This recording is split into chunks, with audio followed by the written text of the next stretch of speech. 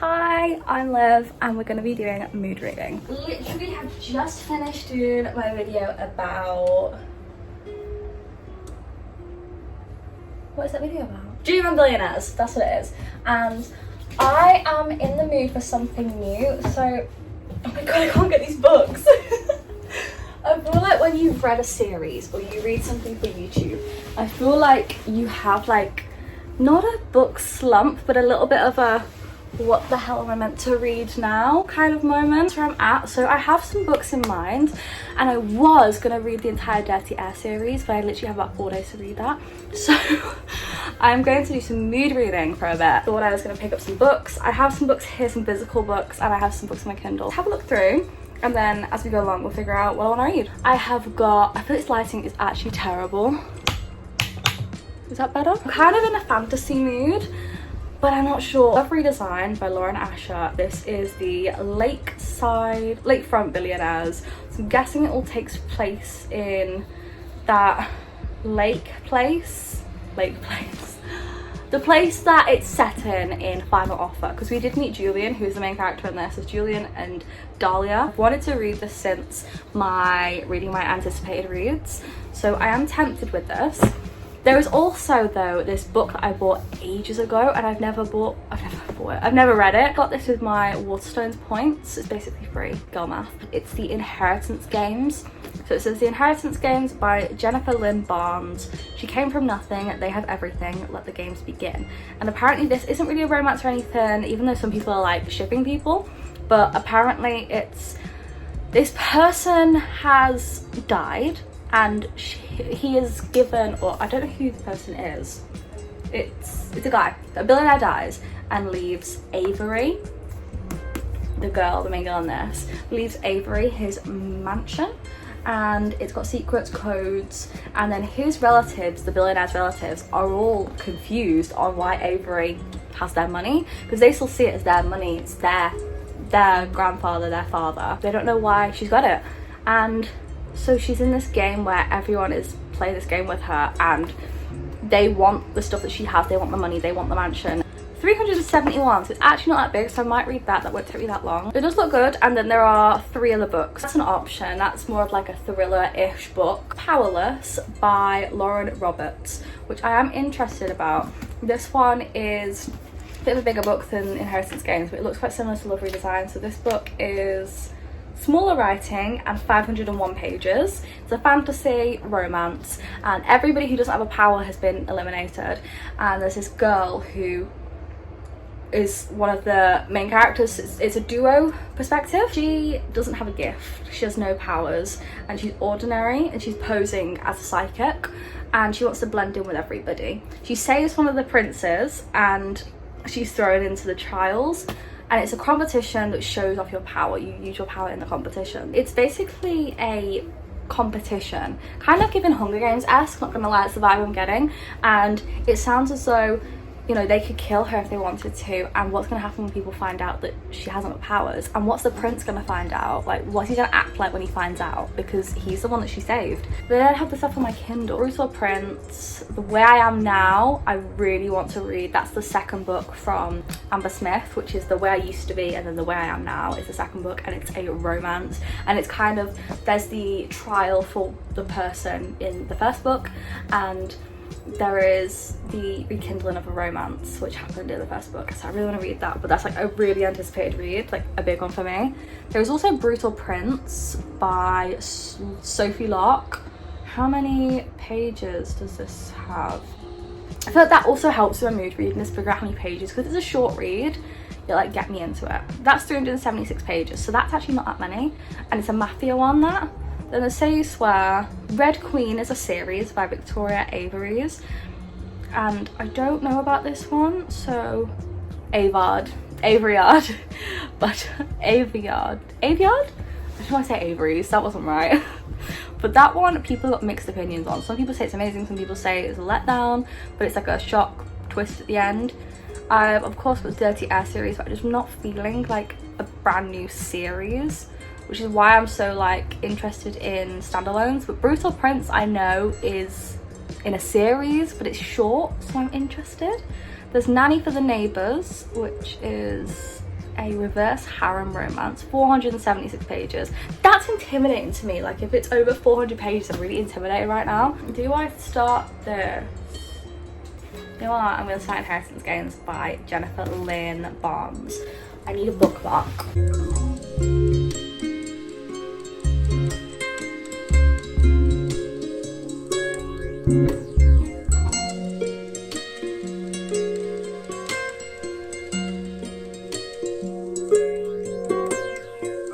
Okay, I've been sat reading for a few minutes and I'm actually quite far into this book. I'm liking it, I can't lie to you. It's such a fast-paced book. Again, I'm very happy about that because I feel like, as I've said, when you've read a series, you just need like a palate cleanser. And I know this is a series, but it's like a completely different series. It's not a romance, it's not fantasy, it's something completely different, which is what I needed. It's 22 pages. It's very much just straight to the point. We're about to find out about the will and everything.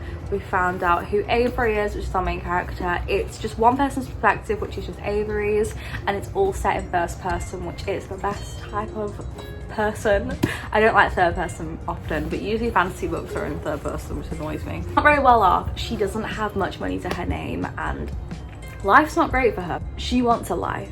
She wants to travel. She wants to have big plans. She wants to finish high school and get a degree in university. She wants everything and she's gonna get it one way or another. It's beautiful! Yeah! Basically, it's brilliant so far, and we're just about to have the will and everything. We're just about to have the will and everything get read out, and Avery's very confused, doesn't understand why she's been involved in this will, and that's what we're going to find out. It's all about that. We've met lawyers and everyone. We've not met the Hawthorns yet, so I don't really know what they're like, and we're about to go to Hawthorn Manor.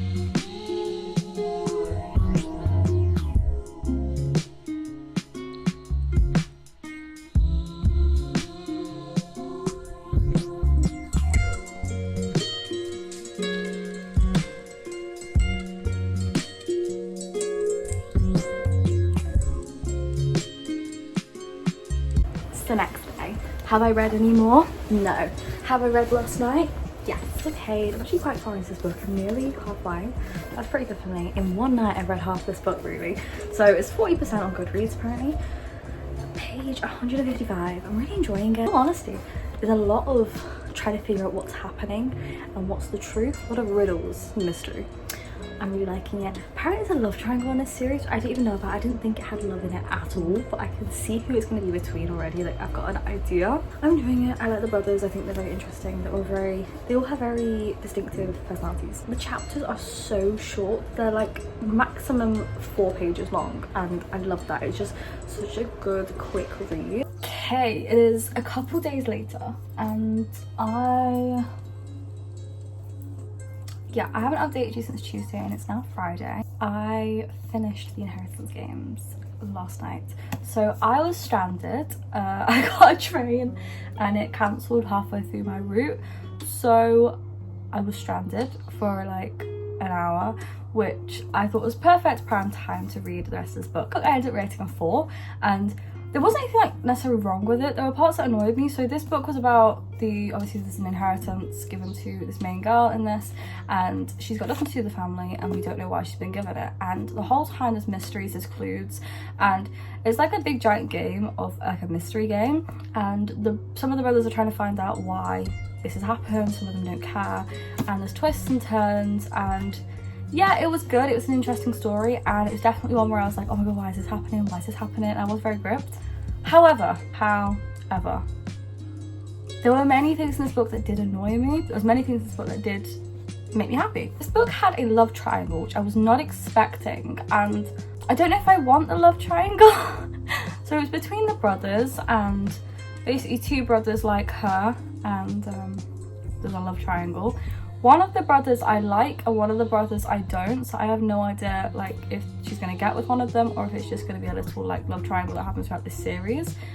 I enjoyed the character Xander and Nash. So the brothers are Nash, Xander, Grayson and Jameson, and they're all the grandsons of the main guy in it, and the main guy, the billionaire who died.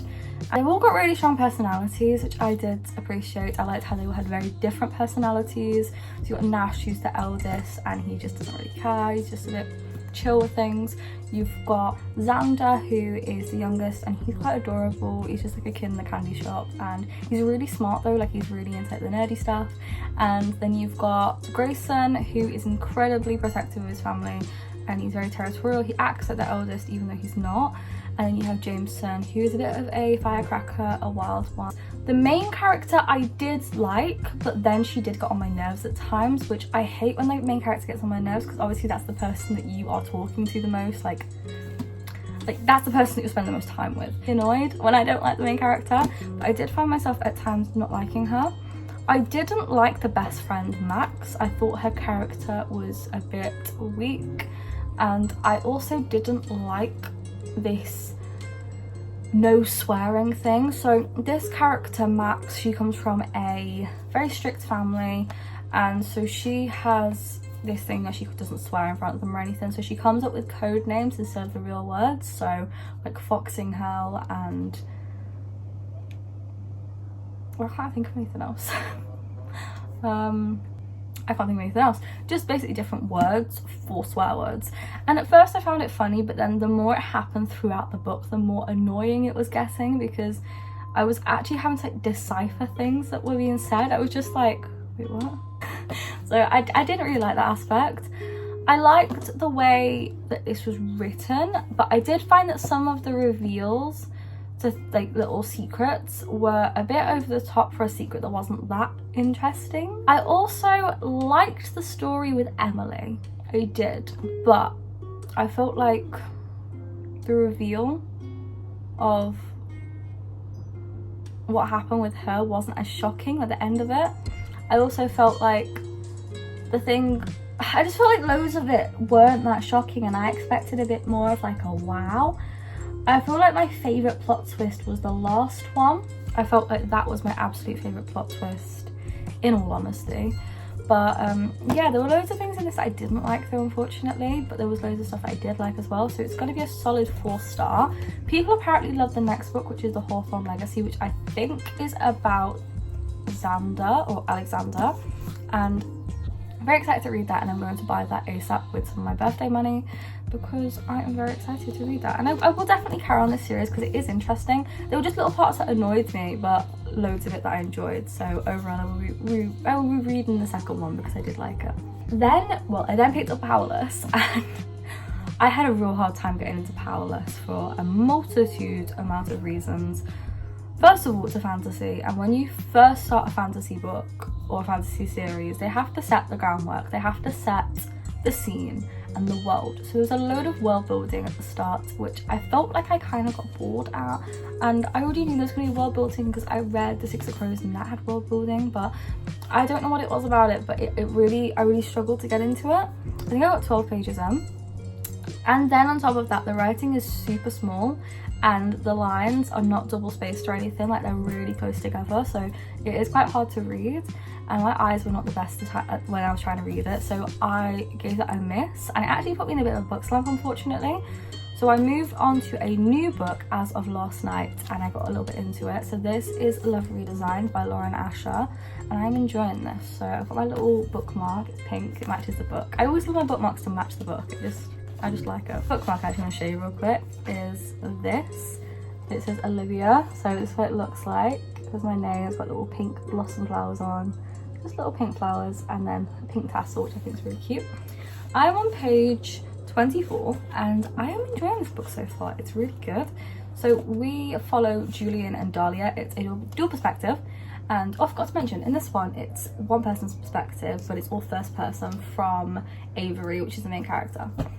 This book, it's from two perspectives, Dahlia and Julian, and it is very clear what the tropes are now, and I'm very happy. So I went into this book basically blind. I didn't know anything about it apart from that it was set in the same place that The Final Offer was from Lakefront Billionaires. Like, I guess that it was set in the same area.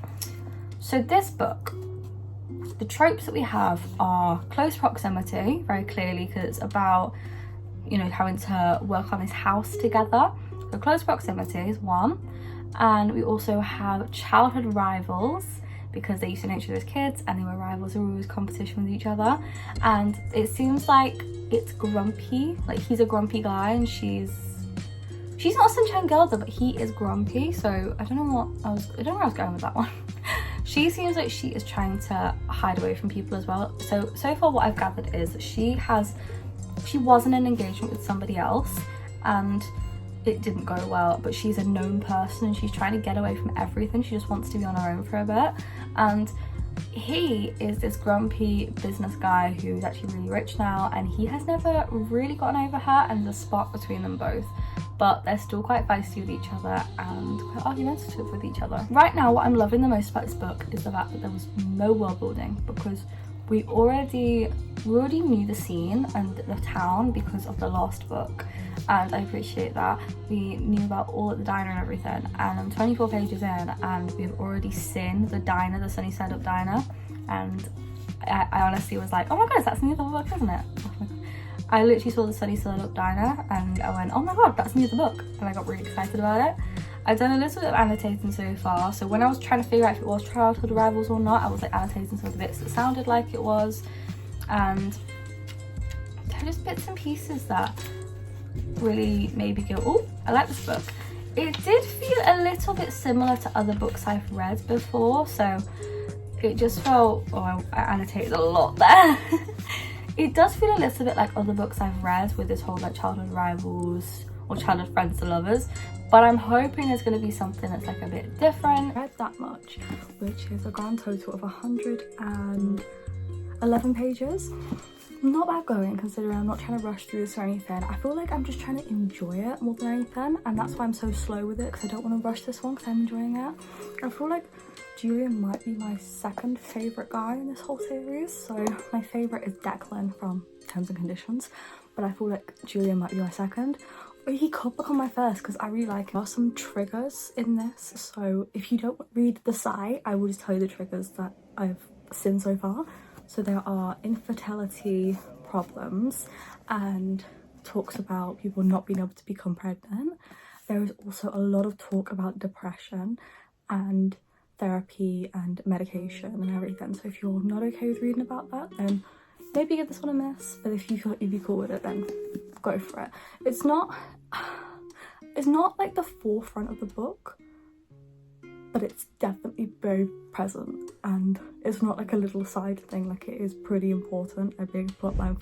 It's not a triggering topic for me, so I'm continuing to read it, and it's not done in a bad way as of right now. Like, I'm happy with the way it's all happening. Man alive, is this book good. I actually can't even put it into words how good this book is. So I can't. I actually can't.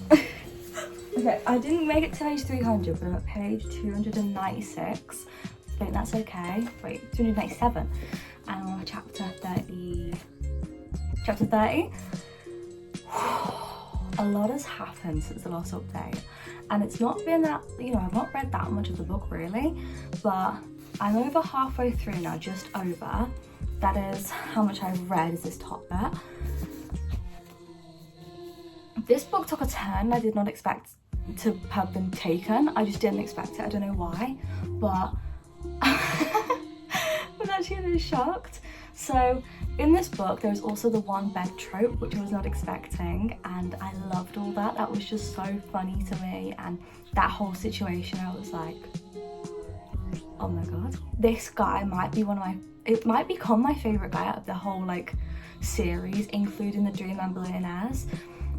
It's so close, like they're so on par, him and Declan, that I'm just like, oh, I don't know yet. In here we've had a festival, so there's been like carnival games and everything, which I've not read about before in a love story. I've not read like the whole like carnivals and stuff. The spine cracking on this book, because it's like this shiny sort of material, it's just like proper cracked, and it's really satisfying, not gonna lie. Carnival scene was everything. I was fangirling so hard, and it was making me feel all warm and fuzzy seeing them like compete against each other on these carnival games. I just found it so funny, so cute, so sweet. And the way he was teaching her how to do certain games because she wasn't very good at them, and the way she beat my other ones, he beat her, and it's a big competition because they are rivals at heart. I just honestly loved it. It was really funny and I wasn't expecting it.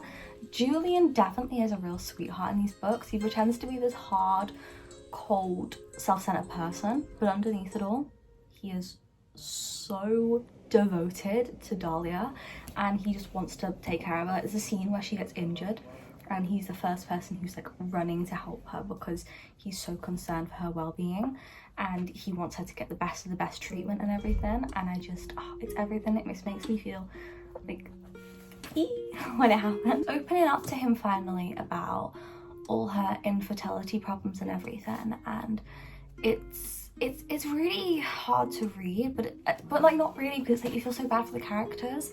And it's where she's opening up to him more, basically. She's opening up to Julian more about things, and I love that. And it's not as though she's trusting him more, but it's just like she needs to get things off her chest.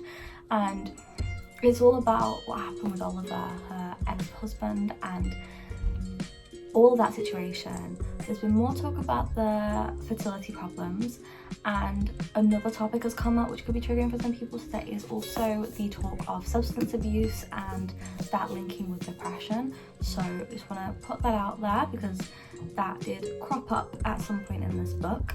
Overall, I'm really enjoying this. This has to be one of my favourite books from the whole like Dreamland Billionaires. Obviously it's the like Front Billionaires. This is a different sub-series, but it's in that universe because Callahan and Lana have appeared in this book again, which I'm very happy I read Final Offer first, because stuff that happened in Final Offer is mentioned in this, and thank God I read it because otherwise this wouldn't have made any sense to me. Honestly, this book is probably one of my favourites. I'd say it's up there with Terms and Conditions, like honestly, because it's just the way he's like obviously fallen first for her and she's also fallen for him, but he has fallen harder for her. I love that trope, and that's also what the trope was in Terms and Conditions. His nickname for her being Sweetheart is just so adorable. I love it. And I just think he's such a softie, and he just has a very soft place for her in his heart, and she knows how to like press his buttons and stuff, and I think that's like so, it's cute to watch. I'm an emotional wreck right now. I loved this book, so let's have a chat about it. This book was a childhood friends to lovers, but childhood rivals to lovers. So you got Julian and Dahlia, who knew each other as kids, and they started a relationship of sorts where they kissed each other once, and everything went crazy when Julian left, and they're reunited and reconnected, and the sparks are flying. And Julian decides to help Dahlia on a project to help her move out of town, but he fell for her years ago and he's never stopped loving her since. And the tropes in this are, let me think, what was in there? He fell first, and he fell hard for her. Like, he fell like out the window for her. Childhood friends to lovers, obviously. I feel like there was a one bed trope, friends with benefits section. I will say there are a couple darker topics in this one than there were in previous books, as in like deeper topics. So just talk of alcohol abuse, substance abuse basically, depression, anxiety, fertility problems, and yeah, those are the things that are spoken about. Healthy and unhealthy coping mechanisms. So I just want to forewarn you because I had no idea, but I personally didn't mind it at all. I really love this book. I feel like this is my favourite guy out of all of the Dreamland Billionaire series and this series. Like, I kind of see them as a whole as one, like the Twisted series and the Kings of Sin. They're all in the same universe. I think Julian is my favourite guy so far. Absolute favourite guy. So close to Declan, but definitely my favourite. So this book I rated a 5-star. 5-star. It's my favourite Lauren Asher book. Honestly, I'm obsessed. The reason I'm so obsessed with this book was Julian was clearly in love with Dahlia since the moment he kissed her years ago, well, when she kissed him, and he has never stopped being in love with her. And it's the things along the way that you find out, little mementos that he's kept from her. It's like things that she's given him as jokes when they were kids, he's kept hold of because he doesn't want to let go of her. And in the last couple chapters, something happened that I just sat there and I went, what? And it links back to when they were children, and I just love when a book does that, and that's why childhood friends to lovers is one of my absolute favourite romance tropes. Julian's character wasn't just an uptight billionaire either, which can get boring. He was a guy with a lot of money, but he didn't spend his money on much really. And as much as he was grumpy-ish, he was more competitive with people, and definitely competitive with Dahlia, and I just loved that. The competitiveness between them was hilarious. And on top of that, he was such a sweetheart. Like, there's moments where he's having to ask someone a favor for Dahlia and he's so nervous, and he explains how like he was shaking with anticipation about the whole thing, and it's like, I love that because it just shows him as like a real person. Whereas the billionaires, you could always be a bit like, wouldn't you be a bit worried about this? But he was, and the realism with that I loved. Dahlia going through the motions of a divorce and feeling the after effects of her mental health deteriorating was so real, and I loved how she was finding ways to fix herself. She wasn't relying on somebody else to fix her. She was fixing herself, which I appreciate so much, because you don't need a guy to fix you, but she was fixing herself so she could trust Julian, and I loved that. There also wasn't some big dramatic, there's a reason why we can't be together. There wasn't that, which I adored. And the epilogue was not the typical 5 years later we've had a baby, end of story. It was actually really good and really thought out, and I adored. I honestly love this. But this is the end of the video, so I hope I've enjoyed. We have read 2 books this video, I think, but I definitely have been in like a book slumpy situation, but this is my last book I've read of November, so there will be, next video will be a November like wrap up of all the books I've read, so check that out, subscribe and put the bell notification to be notified when that comes up. I'm also going to do a book haul pretty soon because my birthday's just been and I got loads of books for my birthday, so I will be doing a big book haul for that. But yeah, I hope you have enjoyed. I absolutely adored these 2 characters and the chemistry they had, the spark, and just the history they had. It was everything. And I know Final Offer was also Child of Friends to Lovers, but I felt like that just dragged so much and I did not like the ending. This I thought was just perfection in a book, so 5 stars for me. Everything I adored. So yeah, hope you enjoyed. Bye.